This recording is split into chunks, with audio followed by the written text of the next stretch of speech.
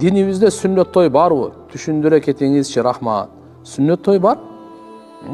Sünnet toy бар тугандар, sünnet toy деп эми биздин динибизде көбүнчө мындай. Акыйка деп коет бала төрөлгөндө, 7-чи күнү. Андан кийин баланы отургузгандагы. Анан эң негизгиси үйлөнгөндөгү той болот. Бул мустахаб катары келет, үй алганда, сакайып кеткенде, сапардан келгенде, эсен аман келип калды, же ажылга кетип атат, же ажылыктан келип калды. Ошол учурларда тууган урук менен машаалла дасторкон жайып, bir кубанычты бөлүшүп койсо болот да, булар мустахаб амалдар. А так үйлөнгөндөгү алар сүннөт тойлор.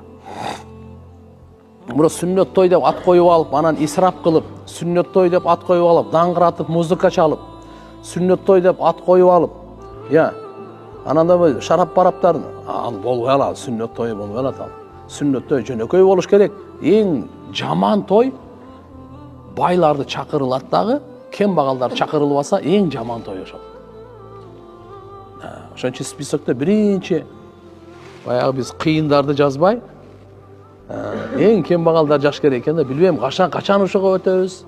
Ушундайлар баштагандар бирөө болсо гана.